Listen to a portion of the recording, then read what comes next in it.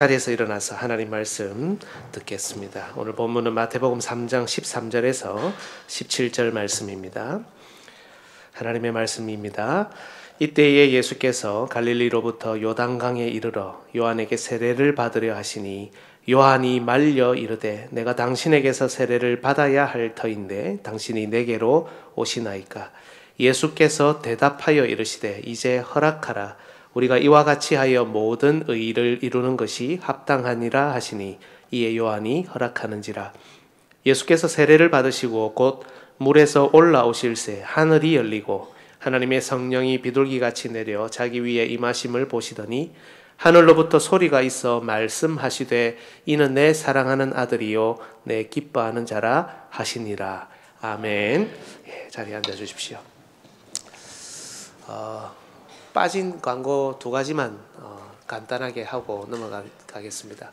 우리 이희정 집사님이라고 계십니다. 우리 이희정 집사님 집에 큰아들이 세목인데 취직이 잘 된 것 같아요. 그래서 아마 신혼 그룹에 취직이 돼서 5월 7일부터 이제 올라간다고 하는데 그동안 뭐 이렇게 기관에는 잘 오지 못했지만 그래도 예배를 꾸준하게 드리고 또 이렇게 열심히 신앙생활을 했었습니다.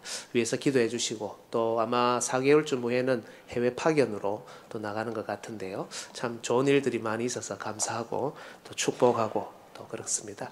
그리고 우리 교회에 이제 처음 오시는 분들이 좀 계신데 또 설명할 기회가 없었고요. 우리 교회는 우리 오전 예배 드릴 때 찬양 팀이 없습니다. 없는 이유는 좀 이제 마음을 좀 차분하게 가라앉히고 말씀에 집중하고 또 경건하게 자기 자신을 돌아보는 시간으로 이 공예배를 삼고 있기 때문이고요. 앞서 영상을 보셨겠지만 우리 교회는 오후 예배 때 찬양을 또 뜨겁게 하고 또 우리 금요일 날 집회를 통해서 또 같이 기도하고 그런 시간들을 가집니다. 여러분 혹시라도 또 기도하고 싶은 마음이 들 때 어려운 문제가 있을 때 금요일 날 많이들 오셔서 뜨겁게 찬양하고 기도할 수 있습니다. 그래서 우리 교회의 이 시스템과 체제를 잘 이해를 해주시면 좋겠고 그래서 이 시간에 예배에 집중하고 또 말씀을 잘 듣기 위해서 우리 주일학교 우리 교육부서들은 모두 다 11시에 이렇게 함께 돌아가고 있습니다. 참고해 주시면 좋겠습니다. 이제 하나님 말씀 듣겠습니다. 여러분 오늘 본문은 우리 예수님께서 우리가 들었던 대로 세례를 받으시는 내용이죠. 우리가 받는 세례도 시작을 의미합니다. 세례를 통해 우리는 교회의 정식 회원으로 가입하고 본격적으로 하나님의 자녀로서의 신앙의 길을 시작합니다. 예수님의 세례도 마찬가지로 시작의 의미가 있습니다. 하나님의 위대한 구원 역사를 위해서 드디어 공적으로 공생의 사역을 시작하시는 그 통로가 그 분기점이 바로 예수님의 세례입니다. 그런데 여러분 예수님이 꼭 세례를 받으셔야 했을까요? 세례가 시작인 건 알겠는데 하나님의 아들이신 예수님이 죄인들이 받는 세례를 받으신다. 언뜻 이해가 잘 되지 않습니다. 예수님은 그냥 사역을 시작하셔도 되지 않겠습니까? 그러나 여러분 예수님께서는 기어이 세례를 받으셨습니다. 받으실 필요가 없지만 우리의 구원을 위해서 받으신 겁니다. 오늘 본문의 표현대로라면 모든 의를 이루기 위해 친히 세례를 받으신 겁니다. 따라서 여러분 오늘 우리의 숙제는 예수님께서 세례를 받으신 오늘 본문이 왜 우리를 위한 것인가를 살피는 겁니다. 그리고 예수님의 세례가 왜 우리의 구원과 연관이 있는지 또 오늘 이 시대 이곳에서 살아가는 우리와 무슨 상관이 있는지를 깊이 깨닫는 것입니다. 오늘 설교를 통해 예수님의 세례를 살피며 은혜를 나누고자 합니다. 오늘 설교의 요지는 이렇습니다. 우리 함께 읽겠습니다. 예수님께서는 우리를 위해 세례를 받으심으로 하나님의 사랑하는 아들 기뻐하는 자가 되셨습니다. 바로 세례를 통과하면서 예수님은 하나님의 사랑하는 자 그리고 그 기뻐하는 자 이렇게 되셨습니다. 오늘 본문을 특히 보시면 세 종류의 말이 나옵니다. 세례 요한의 말, 예수님의 말, 그리고 하늘에서 들려진 하늘의 말, 대진을 이렇게 세 개로 나누어서 오늘 하나님의 말씀을 전하겠습니다. 첫 번째 우리가 집중할 것은 세례 요한의 말입니다. 여러분 세례 요한이 요단강에서 세례를 베풀고 있을 때 예수님이 그에게 세례를 받으러 나오셨어요. 세례 요한이 예수님의 정체성을 정확하게 또 제대로 전부 다 안 것 같지는 않습니다. 요한복음 1장 33절 나도 그를 알지 못하였으나 나를 보내어 물로 세례를 베풀라 하신 그이가 나에게 말씀하시되 성령이 내려서 누구 위에든지 머무는 것을 보거든 그가 곧 성령으로 세례를 베푸는 이인 줄 알라 하셨기에. 잘 몰랐다고 봐야 되겠죠. 확실하게 다 안 것은 아닙니다. 나중에도 보면 세례 요한이 예수님께 이런 질문을 하죠. 누가복음 7장 19절 우리 같이 한번 읽겠습니다. 시작. 요한이 그 제자 중 둘을 불러 주께 보내어 이르되 오실 그 이가 당신이오니까 우리가 다른 이를 기다리오리까. 아멘. 네. 하지만 여러분, 비록 세례 요한이 예수님에 대해서 지금 이 순간에 모든 걸 다 알고 있지 않았다 하더라도 적어도 이 자기에게 나와서 세례를 받으려고 하시는 예수님은 자기에게 세례를 받으실 분은 아니다. 이 정도는 생각을 했던 것 같습니다. 그래서 요한은 내가 당신에게 세례를 받아야 할 터인데 당신이 내게로 오십니까? 이렇게 말씀을 드리고 있죠. 여러분, 세례 요한은 어떤 사람입니까? 구약의 마지막 선지자입니다.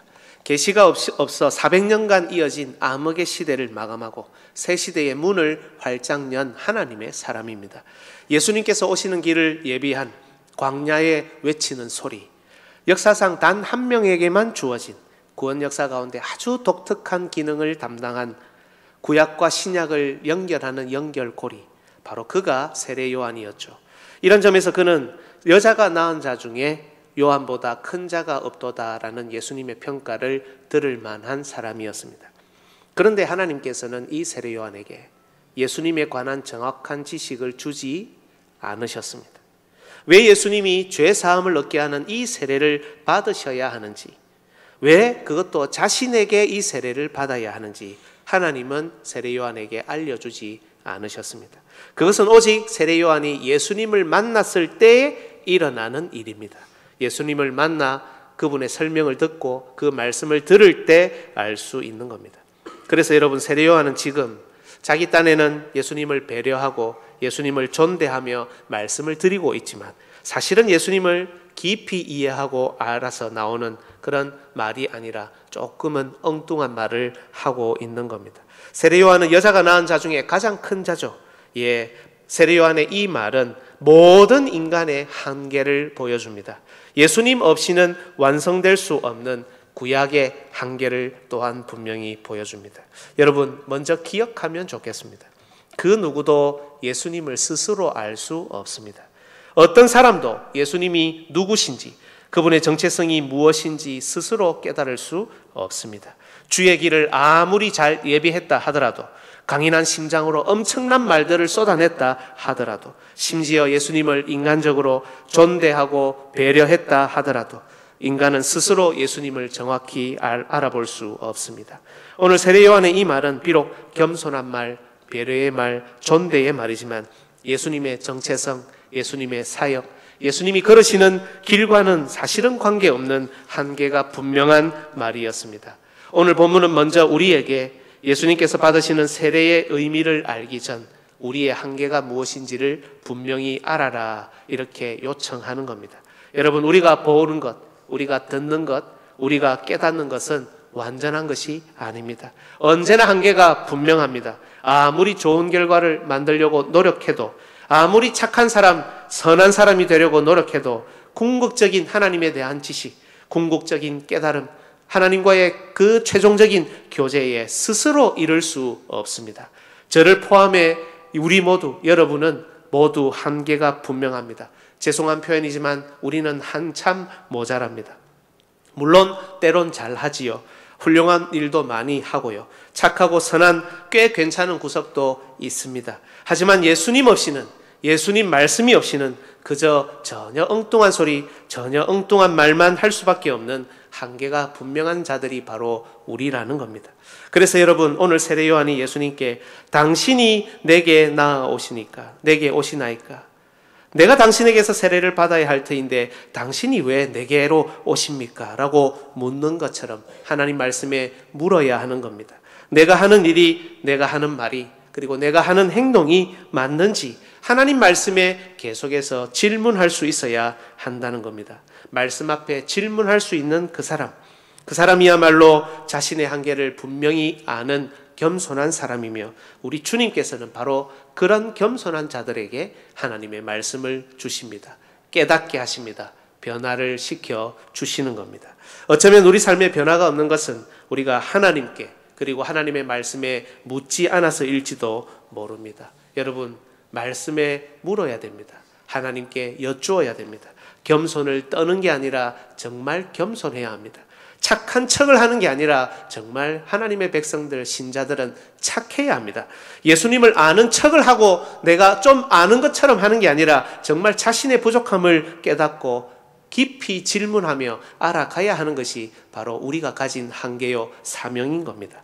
두 번째, 예수님의 말을 우리가 15절에서 볼 수 있죠. 이런 질문을 하는 세례 요한에게 예수님께서는 부탁하십니다. 이제 허락하라. 예수께서 대답하여 이르시되 이제 허락하라. 이것이 합당하니라. 이렇게 말입니다. 여러분, 세례 요한도 겸손하게 질문했지만 우리 예수님 참 겸손하지 않으십니까? 명령하셔도 되지 않습니까? 꿀밤한데 이런 쓸데없는 질문을 하다니, 제가 이걸 보면서 저도 참 많이 반성하거든요. 이런 쓸데없는 질문을 하다니 하고 꿀밤을 탁 먹이면서 까라면 까라 이렇게 해도 되잖아요. 누가 예수님한테 그렇게 한다고 뭘 할 사람이 있겠습니까? 그런데 우리 예수님께서는 세례 요한에게 겸손하게 부탁하십니다. 여러분, 예수님은 겸손하게 자기에게 나오는 자들을 겸손하고 온유하게 맞이하십니다. 분명히 한참 모자라고 한참 부족한데 바로 그런 겸손한 자에게 자비롭고 온유한 음성으로 이제 허락하라 이렇게 말씀하십니다. 때론 예수님을 보면 상을 엎으시기도 하고요. 예수님을 보면 심장 떨리는 말로, 아주 무서운 말로 강하게 몰아붙이기도 하시죠. 하지만 예수님은 겸손하게 자기에게 나오는 자들에게 하나님 나라의 일은 바로 이런 방식으로 이루어진다는 것을 겸손히 온유히 말씀으로 드러내십니다. 예수님께서 하신 말씀이 무엇입니까? 우리가 이와 같이 하여 모든 의를 이루는 것이 합당하다라는 겁니다. 우리가, 너 세례 요한과 나 예수가 이와 같이 하여 모든 의를 이루는 것이 합당하다는 겁니다. 여러분, 참 놀라운 말 아닙니까? 예수님은 하나님의 아들이시니 하나님의 의를 이루실 수 있죠. 그런데 세례 요한은 인간이지 않습니까? 아무리 여자가 낳은 자 중에 가장 큰 자라 하더라도 한참 모자라는 죄인 아닙니까? 죄인이 어떻게 하나님의 의를 이룰 수 있습니까? 여기에서 여러분, 하나님의 의라는 것이 분명하게 드러납니다. 여러분, 하나님의 의는 자기 아들을 죄인으로 여기시는 의입니다. 우리가 아니라 우리를 심판하셔야 되는데 우리가 아니라 자기 아들을 죄와 사망으로 심판하시고 내어주시고 자기 아들을 아낌없이 이 심판 가운데 거하시는 그런 의입니다. 죄가 없으신 예수님께서 세례를 통해 이 고난과 치욕의 길을 걸으셔야 이룰 수 있는 의가 바로 하나님의 의입니다. 위치로는 세례 요한이 한참 아래고 예수님이 위입니다. 정체성으로는 세례 요한은 죄인이고 예수님은 의인입니다. 하지만 세례 요한의 역할이, 세례 요한의 직무가 구약과 신약을 연결하고 죄 사함을 얻게 하는 회개의 세례를 전하는 것이기에 예수님께서는 지금 죄인인 세례 요한의 직무에 자신을 순종시키고 계시는 겁니다. 죄가 조금도 없으시고 세례를 받을 이유가 하나도 없으시지만 하나님께서 이루어 가시는 이 모든 의를 위해 자신을 지금 죄인의 위치에 두고 계시는 겁니다. 여러분, 예수님은 말씀만 겸손히 하시는 분이 아닙니다. 겸손한 척 하시는 분도 아닙니다. 하나님께서 세우신 새로운 질서, 하나님께서 세우신 역할, 하나님께서 정하신 시간표에 철저히 자신을 복종시키는 분입니다. 하나님의 의는 우리 인간의 방법, 인간의 생각으로가 아니라 바로 하나님의 방식, 이와 같은 방식으로만 이룰 수 있기 때문이죠. 특히 여러분, 예수님께서 받으시는 세례는 이후에 우리들이 받을 세례의 원형입니다. 본문에서 예수님은 비록 홀로 세례를 받으시는 것처럼 보이지만 사실 하나님의 백성과 함께 세례를 받으셨습니다. 오늘 본문의 대조 본문인 누가복음 3장 21절 같이 읽겠습니다. 시작. 백성이 다 세례를 받을 때 예수도 세례를 받으시고 기도하실 때에 하늘이 열리며. 표현이 참 재밌죠. 백성이 다 세례를 받을 때 예수도 세례를 받으시고, 받으실 필요가 없는데 그 백성과 함께 받으시고 죄인들이 받는 그 세례에 자신을 내어주시고 계시는 겁니다. 여러분, 이 세례는 또한 예수님이 홀로 지금 다 같이 받고 계시기도 하지만 자신의 백성을 대신하고 있다는 것을 드러냅니다. 마태복음을 잘 공부를 해보면 2장, 3장, 4장 2장에는 여러분 출애굽이 나옵니다. 새 이스라엘이 또 한꺼번에 출애굽하는 게 아니라 예수님 혼자서 출애굽하십니다. 마태복음 2장 15절 같이 읽겠습니다. 시작. 헤롯이 죽기까지 거기 있었으니 이는 주께서 선지자를 통하여 말씀하신 바 애굽으로부터 내 아들을 불렀다 함을 이루려 하심이라. 출애굽을 하시죠. 애굽으로부터 내 아들을 불렀다. 과거에 이스라엘 백성을 부르셨던 그 내용을 예수님께 적용하고 있죠. 그리고 마태복음 4장에 보면 광야 40년 생활이 나옵니다. 4장 1절로 2절. 그때에 예수께서 성령에게 이끌려 마귀에게 시험을 받으러 광야로 나가사 40일을 밤낮으로 금식하신 후에 죽으신지라. 광야로 가셔서 왜 40일을 금식합니까? 이스라엘 백성, 실패했던 이스라엘 백성 40년의 세월을 보여주고 있지 않습니까? 과거 이스라엘 백성은 애굽에서 나오자마자 광야 생활을 하기 전에 홍해를 먼저 건넙니다. 고린도전서는 그걸 세례라고 부르죠. 고린도전서 10장 1절 2절 같이 읽겠습니다. 형제들아, 나는 너희가 알지 못하기를 원하지 아니하노니 우리 조상들이 다 구름 아래에 있고 바다 가운데로 지나며 모세에게 속하여 다 구름과 바다에서 세례를 받고. 애굽이라는 죄와 사망의 포로에서 벗어난 자들이 하나님의 인도하심을 따라서 홍해에서 세례를 받고 광야를 지나 예배를 드리며 약속의 땅에 안착하는 그런 구원의 여정입니다. 우리 예수님께서 이 실패했던 이스라엘의 이 길을 홀로 지금 걷고 계시는 겁니다. 그 백성과 함께, 그리고 홀로 그 백성을 대신해서 정확하게 이 길을 걸으시며 완성해 가고 계십니다. 죄와 사망의 공격으로부터 마태복음 2장 출애굽하시고, 비록 죄인은 아니지만 그 백성과 함께 그 백성을 대신해 죄인의 위치에서 세례를 받으시고, 마태복음 3장. 그리고 그 백성을 대신해 광야에서 40일 동안 줄이시면서 광야의 벌을 받으시며, 마태복음 4장. 마침내 십자가와 부활을 통해 그 백성과 함께 약속의 땅에 앉으시는 것입니다. 예수님이 세례 요한에게 지금 자신을 맡기지 않으면, 하나님께서 정하신 이 시간표에 순종하지 않으면, 의로우신 예수님이 이 죄인의 사역에 순복하지 않으면 우리는 약속의 땅에 이를 수 없는 겁니다. 그래서 이제 허락하라, 우리가 이와 같이 하여 모든 의를 이루는 것이 합당하니라. 예수님이 이렇게 말씀하신 겁니다. 이 예수님의 말씀을 들은 세례 요한은 드디어 자신이 무엇을 정확히 감당해야 하는지 알게 되었을 겁니다. 죄 사함을 얻게 하는 회개의 세례를 전했죠. 이것은 백성만 준비시키는 것이 아니라 바로 의로우신 예수님을 말도 안 되게 이 죄인의 사역에 자신의 직무 아래에 두어 새로운 질서를 세우며 죄인을 의롭게 하시는 하나님의 의를 이루어야 한다는 것을 말입니다. 사랑하는 여러분, 교회 생활을 하시다 보면 이해가 안 되는 부분들이 들어 있죠. 어쩌면 많을지도 모릅니다. 그러니 때때로 볼멘 소리들이 여기저기에서 있는 것 아니겠습니까? 그런데 여러분, 사실은 하나님 나라가, 그리고 기독교 신앙이라는 것 자체가 말이 안 되는 겁니다. 의로우신 예수님이 죄인들이 받는 세례를 받는 게 기독교 신앙입니다. 이해되지 않는 시간표를 하나님의 음성으로 듣고 따라가는 것이 하나님 나라의 일입니다. 말이 안 되는 질서에 순종하는 것이 하나님께서 이루신 의입니다.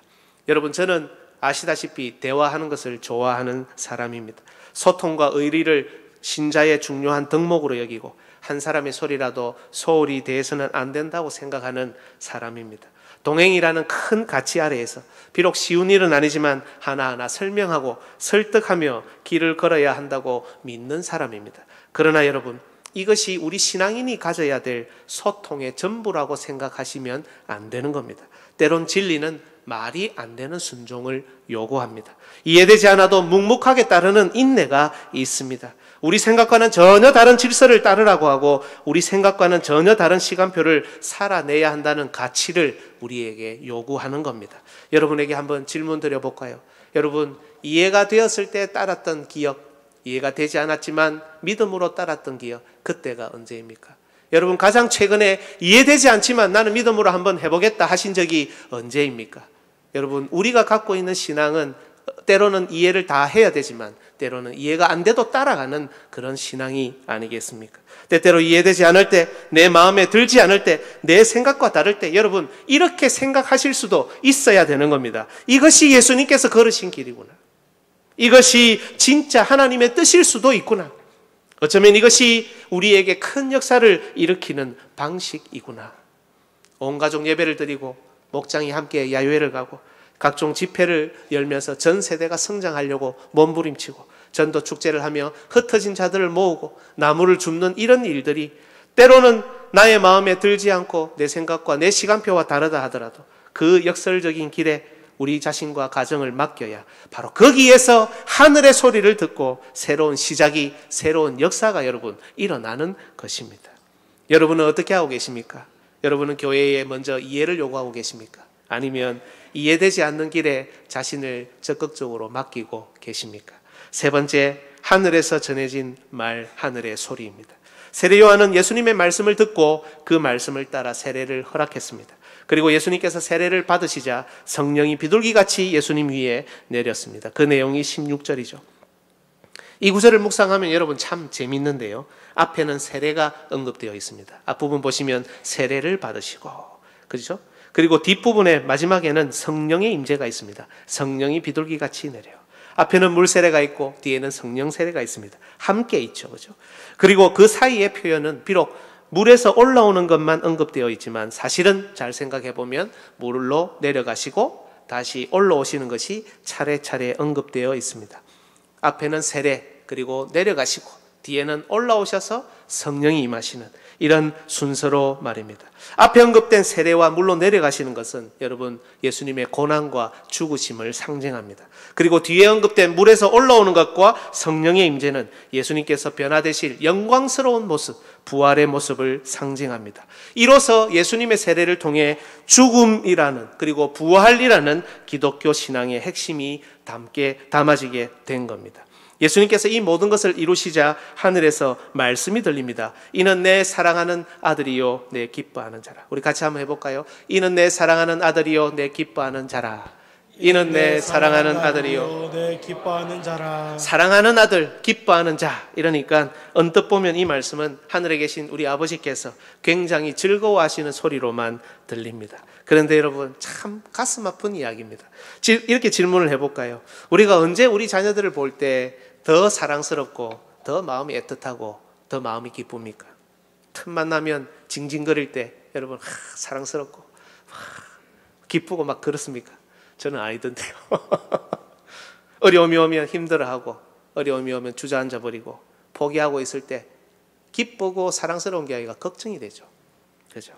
그런데 우리 자녀들을 보았을 때, 우리 다른 형제 자매들을 보았을 때 자신의 길을 묵묵하게 걸어가고 어렵고 힘들 때 용기 있게 앞을 향해 나가고 어떻게든 일어나려고 할 때 무엇보다 문제 앞에서 괴로운 일 앞에서 하나님을 찾고 하나님께 부르짖으며 신앙으로 살아갈 때 자기만의 방식, 이기적으로 자기만의 질서, 자기만의 시간표가 아니라 하나님의 방식, 하나님 나라의 질서, 하나님의 시간표에 순종할 때 우리는 그 자녀가, 그 사람이 더 사랑스럽고 기쁩니다. 비록 보고 있으면 가슴이 아리고 가슴이 시리기도 하지만 그를 볼 때 더 사랑스럽고 기쁘죠. 지금 하늘에서 울려 퍼지는 이는 내 사랑하는 아들, 내 기뻐하는 자라는 말씀은 바로 아버지 하나님의 마음이 담긴 소리입니다. 세례를 시작으로 좁은 문, 좁은 길로 걸어가셔야 합니다. 믿는 모든 사람을 열매 맺기 위해 한 알의 밀알이 되어 땅에 떨어져 썩어 죽어야 되는 분이 우리 주님입니다. 사람이 감당할 수 없는 그런 모욕과 멸시, 괴로움과 고통을 당하셔야 하는 분이 우리 주님입니다. 그럼에도 나는 아버지의 뜻을 따라 이 길을 걸어가겠습니다. 아버지께서 나에게 주시는 잔을 내가 마시지 않겠습니까? 라고 하시며 끝까지 포기하지 않으시겠다는 예수님의 의지. 세례를 받기 위해 물속으로 내려가시는 이 고난의 길, 죽음의 길을 택하시는 주님, 바로 이 주님을 보시는 아버지의 마음이 여기에 담겨 있는 겁니다. 특히 아버지의 감정만 그런 게 아니고요, 이 말씀의 내용도 그렇습니다. 내 사랑하는 아들, 내 기뻐하는 자. 이건 여러분 하나님께서 이미 구약에서 노래해 놓으셨던 말씀입니다. 절묘하게 이 두 가지를 여기에 매치시켜 놓았는데요, 내 사랑하는 아들은 시편 2편 7절에 나오는 말씀입니다. 같이 읽겠습니다. 내가 여호와의 명령을 전하노라. 여호와께서 내게 이르시되 너는 내 아들이라. 오늘 내가 너를 낳았도다. 너는 내 아들이라. 이 노래 아시죠? 오늘날 내가 너를 낳았도다. 이 노래인데요, 이 노래는 여러분 직접적으로 다윗을 언급하는 것이지만 사실은 다윗의 왕권을 가지고 오시는 예수 그리스도를 향한 노래입니다. 이방 나라들이 분노합니다. 모든 민족들이 헛된 일을 꾸밉니다. 유대인들이, 이방인들이 왕권에 도전하는 이런 일들이 있을 때 하나님께서는 오히려 그들을 비웃으시면서 사랑하는 아들을 철장으로 만국을 다스리는 높은 왕으로 세우십니다. 내 사랑하는 아들, 이 말은 예수님이 참된 왕이라는 그런 말씀입니다. 그렇습니다, 여러분. 하나님의 아들이신 예수님은 온 교회의 머리요 온 세상의 왕이십니다. 믿으십니까? 그 누구도 아들 앞에서 권세와 능력을 자랑할 수 없습니다. 그 누구도 그 앞에서 굴복하지 않을 수 없는 위대하신 왕이 바로 우리 예수님입니다. 열면 닫을 자 없고 닫으면 열 자 없는 다윗의 열쇠를 가지신 분이 우리 주님이십니다. 지금도 하늘과 땅의 모든 권세를 가지고 계시고 우레와 같은 소리로, 하늘의 소리로 말씀하시며 지금도 자기 백성을 새로운 질서로 직접 다스리시고 통치하시고 만들어가시고 세워가시고 음부의 권세가 조금도 이기지 못하도록 자신의 교회, 자신의 백성을 보호하시는 왕이십니다. 그리고 이 위대한 왕이 바로 지금 이 요단강에서 고난의 대관식을 하고 계시는 겁니다. 바리새인들의 눈에, 서기관들의 눈에는 힘없고 덜 떨어진 백성들이나 받는 세례 아닙니까? 할례가 있는데 왜 세례를 받습니까? 이게 당대의 큰 이슈였던 겁니다. 그냥 힘없고 어려운 사람들이 와서 받는 세례로 보이지 않겠습니까? 나사렛 이단의 선구자인 요한에게 가스라이팅 당한 이 백성들이나 받는 세례 아닙니까? 그것으로 예수님이 지금 세움을 받고 계신다니요. 별 볼 일 없어 보이지 않겠습니까? 별 존재감 없어 보이는 왕 아닙니까? 하지만 하늘에 계신 아버지께서는 이 길을 걷는 이 왕을 위해 놀랍게도 하늘의 문을 여시고 성령을 보내주시며 바로 이 자가 내 사랑하는 아들이다, 나의 기뻐하는 자다, 온 세상의 왕이다, 이렇게 외치고 계시는 것입니다. 두 번째, 기뻐하는 자는 이사야 42장 1절을 인용한 겁니다. 같이 한번 읽어볼까요? 내가 붙드는 나의 종, 내 마음에 기뻐하는 자, 곧 내가 택한 사람을 보라. 내가 나의 영을 그에게 주었은즉 그가 이방의 정의를 베풀리라. 내 마음에 기뻐하는 자, 내가 택한 사람, 내가 나의 영을 그에게 주었다. 오늘 본문하고 똑같죠. 여러분, 이사야서에는 4번의 종의 노래가 나옵니다. 우리가 잘 아는 그는 실로 우리의 질고를 지고 우리의 슬픔을 당하였거늘, 그죠? 그는 고운 모양도 없고 풍채도 없고 우리가 보기에 흠모할 만한 것이 하나도 없다 하는 그 내용이 4번째 종의 노래입니다. 오늘 읽었던 이사야 42장은 첫 번째 종의 노래입니다. 여러분, 이 종은 그런데 기뻐하는 자라고 되어 있지만 이 종은 무엇보다 고난받는 종입니다. 이사야서에서 이 종은 1차적으로 포로로 잡혀가는 이스라엘을 의미합니다. 선지서를 잘 보시면 나쁜 놈들은, 죄송합니다, 나쁜 놈들은 안 잡혀가려 그래요. 포로로 잡혀가는 걸 거부합니다. 하나님 말씀은 너희들 이제 포로로 잡혀가야 된다 하는데 우리는 안 갑니다. 우리는 부응할 수 있습니다. 우리는 이겨낼 수 있습니다. 우리는 할 겁니다. 이렇게 하는 사람들이 나쁜 사람들입니다. 그런데 신실한 자들은 하나님 말씀에 순종해서 포로로 잡혀갑니다. 이들을 단소화시켜 표현한 것이 바로 고난받는 종입니다. 사실은 포로로 잡혀갈 이유가 전혀 없는 사람들입니다. 이들은 법 없이도 살 사람들입니다. 이들은 하나님의 언약의 말씀을 신실하게 지킨 사람들이었습니다. 이들 때문에 나라가 망한 게 아니라 지금 잡혀가기를 포기하고 안 한다고 발버둥 치는 이들 때문에 이스라엘이 망했는데요. 이들은 잡혀갈 이유가 전혀 없는 그런 착한 분들입니다. 그런데 하나님의 심판에, 하나님의 뜻에, 이 고난의 여정에 순종하고 있습니다. 비록 지금은 고난의 길이지만 하나님은 바로 이들의 고난을, 이스라엘을 정화시키고 회복시킬 기회로 삼으신다는 약속을 이들에게 주시는 겁니다. 너무 타락했기 때문에, 더 이상은 정화가 안 되기 때문에 이들을 멸망시키는 방식으로 이 착한 사람들을, 신실한 자들을 옮겨 놓으시는 그런 약속인 겁니다. 이게 바로 종의 노래입니다. 지금은 도무지 소망이 없어 보입니다. 내가 잘못한 게 없는데요. 그런데 하나님 말씀은 나를 포로로 잡혀가도록 해라는 거잖아요.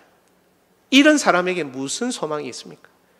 지금은 도무지 소망이 없어 보이는데, 그러나 나중에 이들은 여러분 하나님의 위로를 받습니다. 흩어진 자들이 결국 모이게 될 겁니다. 오히려 이들이 열매 맺어서 30배, 60배, 100배 그 전보다 더 번성하게 된다는 약속입니다. 이것이 바로 고난받는 종에게 주시는 하나님의 약속이었습니다. 여러분, 정말 절묘한 매치 아닙니까? 비록 온 세상의 왕으로 오셨지만 우리 예수님은 우리를 위해 아무 이유 없이 고난의 길을 걸으셔야 하는 분이 아닙니까? 물로 홀로 내려가셨다가 그 후에야 올라오시는 분이 아니십니까? 혼자서 애굽을 탈출하셔야 하고 혼자서 광야 40일, 광야 40년의 벌을 받으셔야 하는 것 아닙니까? 하나님께서는 바로 이사야서의 이런 종의 노래를 바로 이 순간에 부르시면서 고난의 길을 걷는 대관식을 하는 예수님에게 바로 이 자가, 이 고난의 길을 아무 이유 없이 걷는 바로 이 자가 내 기뻐하는 자다, 이렇게 외치고 계시는 겁니다. 사랑하는 여러분, 기독교는 모든 근심과 걱정을 물리쳐주는 종교가 아닙니다. 이 세상 곳곳에 도사리는 모든 위험에서 건져내는 종교가 아닙니다. 예수 믿으면 다 잘되고 예수 믿으면 다 성공하고 예수 믿으면 무조건 번성하는 그런 원리를 가르쳐주는 종교가 아닙니다. 우리가 믿는 신앙은 왕이신 예수님이 그 백성을 위해 고난을 먼저 받으셨다는 그게 우리의 신앙입니다. 예수님이 걸으신 길처럼 우리의 길에도 함께 감당할 고난이 있다는 게 우리의 신앙입니다. 하지만 그 길을 걷고 있는 우리가 세상에 잘나고 힘있고 어깨에 힘주는 자들이 아니라 바로 이 고난의 길을 걷는 우리가 하나님의 사랑하시는 아들, 하나님이 기뻐하는 자라는 소리가 있는 게 바로 우리가 믿는 신앙인 겁니다. 그리고 이 흩어진 자들을 지금도 다시 모으는 분, 이 고난받는 자들을 오히려 위로하시는 분이 오늘 세례를 받으신 우리 주 예수 그리스도라는 게 우리가 믿는 신앙인 겁니다. 사랑하는 여러분, 이 시대에 우리는 참 이스라엘로 그리스도의 몸으로 이 자리에 서 있습니다. 우리 모두에게도 예수님이 걸으셨던 것처럼 우리 각자에게도 우리 모두에게도 주어진 고난의 길이 있습니다. 마치 포로로 끌려가듯 그런 길을 걷는 이스라엘 백성처럼 우리 뜻대로 되지 않고 아무 이유 없이 우리 의지대로 되지 않는 일이 너무 많은 것이 이 세상입니다. 하지만 여러분, 이 고난의 길은 그저 고난으로 끝나는 길이 아닙니다. 이 고난의 길 끝에는 위로가 있습니다. 이 고난의 길 끝에는 다시금 부르시는 하나님의 부르심이 있는 겁니다. 이 고난의 길 끝에는 영광의 면류관이 있습니다. 이 고난의 길 끝에는 함께 모이는 새로운 가족, 우리의 공동체가 있는 겁니다. 무엇보다 이 고난의 길 위에야말로 이는 내 사랑하는 아들, 내 기뻐하는 자라는 하나님의 소리가 여기에 덧입혀져 있는 겁니다. 이 고난에 동참하시고자 이제 허락하라라는 예수님의 겸손하고 온유한 말씀이 바로 이 길에 있습니다. 비록 우리는 한계 많은 자였고 한참 모자라는 자였지만 이제 예수님의 온유한 말씀과 하늘의 소리를 들을 수 있는 믿음을 이 고난의 길에서 가지게 된 것입니다.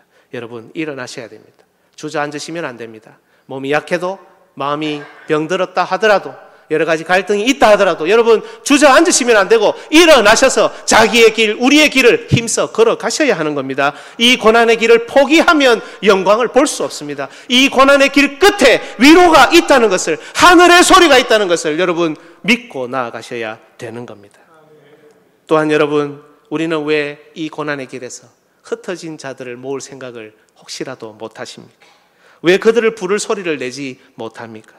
지금도 예수님께서 우리와 같은 소리를 바라시면서 이 강단을 중심으로 흩어진 하나님의 백성들을 부르고 계시고 상처받고 찢긴 영혼들을 부르고 계시는데 왜 우리는 혹시라도 가만히 있는 겁니까? 주 예수 그리스도께서 이들과 우리가 부르는 이 흩어진 자들과 함께 고난받기를 원하시고 그들에게 위로하시기를 원하셔서 이분들에게 손을 내미기를 원하시는데 여러분의 시간표가 다르다고, 여러분의 방식과 마음가짐이 다르다고, 나의 감정이 다르다고, 나의 귀차니즘 때문에, 이런저런 눈치 때문에 하나님의 백성, 이 잃어버린 영혼들, 상처받고 찢긴 영혼들 왜 여러분은 부르지 못하고 계십니까? 바로 이곳에 하늘의 소리가 있고 이곳에 함께 고난에 뛰어다는 동행자들이 있는데 왜 여러분은 혹시라도 가만히 계십니까? 하나님은 여러분 오늘도 하늘의 소리를 바라시며 예수 그리스도의 이 고난의 길에 동행할 자들을 부르십니다. 이 길에 동참하는 자들이야말로 내 사랑하는 아들, 내 기뻐하는 자인 겁니다. 세상의 즐거움과 세상의 만족을 위해서 살아가는 그들이 아니라 이 길을 걷는 우리가 내 사랑하는 아들, 내 기뻐하는 자라는 하늘의 음성을 여러분 들으셔야 하는 겁니다. 비록 고난의 길이 무겁고 또 무겁지만 이는 내 사랑하는 아들, 내 기뻐하는 자라는 하나님의 즐거운 음성, 가슴 애틋한 음성을 들을 수 있는 주의 권속들 되시기를 주님의 이름으로 축복합니다. 우리 이 시간에 같이 한번 찬양하면 좋겠습니다. 여러분, 나의 안에 거하라, 이 노래 아시죠? 앞서 이사야 42장을 우리가 읽었는데요, 이사야 43장의 내용입니다. 고난받는 종의 노래입니다. 여러분, 이 고난받는 종, 기뻐하는 자, 사랑하는 아들, 이 감정을 우리 가슴에 품고, 이 내용을 가슴에 품고 우리 같이 한번 읽으며 노래하면 좋겠습니다.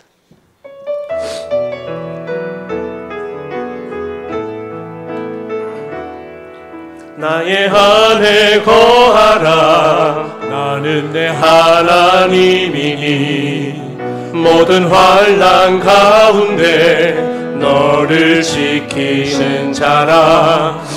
두려워하지 말라, 내가 널 도와주리니 놀라지 말라, 내 손 잡아주리라. 우리 한 번 더 합시다. 나의 안에 거하라, 나의 안에 거하라, 나는 내 하나님이니 모든 환난 가운데 너를 지키는 자라.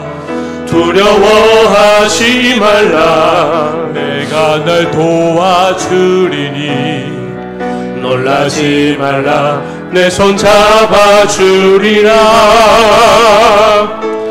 내가 너를 지명하여 불렀나니 너는 내 것이다, 내 것이다, 너의 하나님이다. 내가 너를 보배롭고 존귀하게 여기노라. 너를 사랑하는 내 여호와라. 네, 여러분, 고난 없는 사람은 아무도 없는 것 같습니다. 목사는 목사의 길이 있고, 장로는 장로의 길이 있고, 또 집사와 권사는 각자에게 주어진 길이 있습니다. 아버지는 아버지의 길이 있고, 선배들은 선배의 길이 있고, 또 우리 부모님들은 부모의 길이 있고, 또 여인들은 여인의 길이 있고, 남자들은 남자의 길이 있습니다. 때때로 우리가 서로 잘 이해하지 못하고, 또 어려운 문제들, 또 여러 가지 근심 걱정 때문에 우리의 길을 포기하고 싶을 때, 그럴 때가 있지만 그러나 이 길 끝에 영광이 있습니다. 우리에게 주어진 길을 힘써 걸어야 됩니다. 오늘 이 음성을 들으시면 좋겠습니다. 내가 너를 보배롭고 존귀하게 여기노라. 너를 사랑하는 여호와다. 너는 내 사랑하는 아들이다. 내 기뻐하는 자다. 이 음성을 듣고 끝까지 길을 걸으시면 좋겠습니다. 우리 시간 같이 다시 한번 부르면 좋겠습니다. 나의 안에 거하라, 나는 내 하나님. 모든 환난 가운데 너를 지킬 것이다. 네 손을 잡아줄 것이다.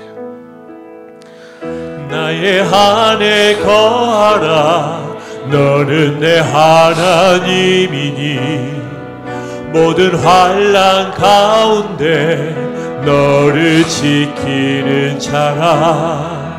두려워하지 말라, 내가 널 도와주리니 놀라지 말라, 내 손 잡아주리라. 내가 너를 지명하여 불렀나니 너는 내 것이라. 내 것이다, 너의 하나님이다. 내가 너를 보배롭고 존귀하게 여기노라. 너를 사랑하는 내 여호와. 내가 너를 지명하여 불렀나니, 내가 너를 지명하여 불렀나니 너는 내 것이다, 내 것이다, 너의 하나님이라. 내가 너를 보배롭고 존귀하게 여기노라. 너를 사랑하는 내 여호와. 내가 너를 지명하여 불렀습니다. 나를 목사로 부른 것은 하나님입니다. 하나님이 저를 지명하여 불렀습니다.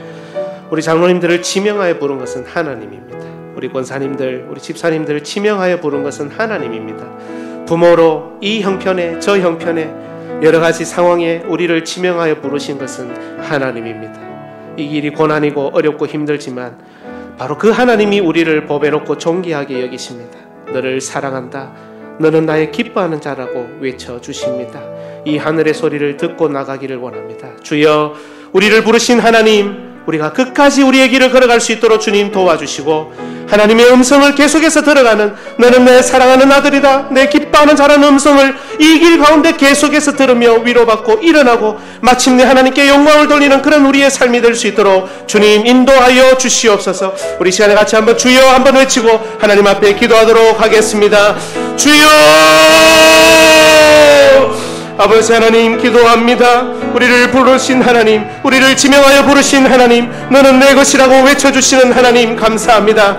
우리의 혼란 가운데서 우리를 지켜주시고 두려움 가운데서도 우리를 도와주시고 놀랄 일 많은 상황 가운데서도 우리를 지켜주시고 손잡아주시는 하나님, 우리를 보배 놓고 존귀하게 여기시겠다고 말씀하시며 너는 내 사랑하는 아들이다, 내 기뻐하는 자라고 말씀하시는 하나님, 우리를 지명하여 부르셨으니 우리에게 힘주시고 우리에게 주어진 각자의 길, 우리 모두의 길, 우리 가정의 길, 우리 교회의 길, 우리 인생의 길을 걸어갈 수 있도록 주님 인도하여 주시옵소서. 이해되지 않는 일들이 있다 할지라도, 고난의 길이 연속이라 하더라도 아버지 하나님께서 주신 길이라면 하나님이 우리를 끝까지 인도하실 것이니 믿음으로 나아가게 하시고 위로받게 하시고 격려되게 하시고 하나님의 음성을 듣고 끝까지 전진하는 믿음의 권속들 되도록 주님 인도하여 주옵소서. 너는 내 사랑하는 아들, 내 기뻐하는 자라는 하나님의 음성을 놓치지 않도록 주님 인도하시고 우리 이 길 끝에 영광의 멸류관을 차지하고 이 길 끝에 예수님과 깊이 교제하고 이 길 끝에 참된 위로를 받으며 하나님을 찬양하는 그 날을 소망하며 나아가는 우리 믿음의 권속들, 우리 모든 성도들 될 수 있도록 주님 인도하여 주옵소서.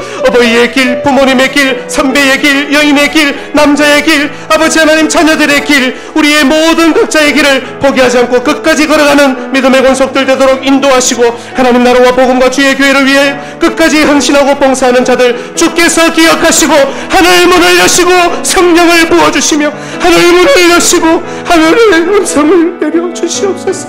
너를 사랑한다, 너가 바로 내 기뻐하는 자라는 하나님의 음성을 듣는 우리의 여정이 되도록 주님 도와주시고 이 음성 포기하지 않도록 주님 역사하여 주시옵소서. 하나님 아버지 감사합니다. 주의 길을 걷기를 원합니다. 예수님이 걸으신 길을 따라가기를 원합니다.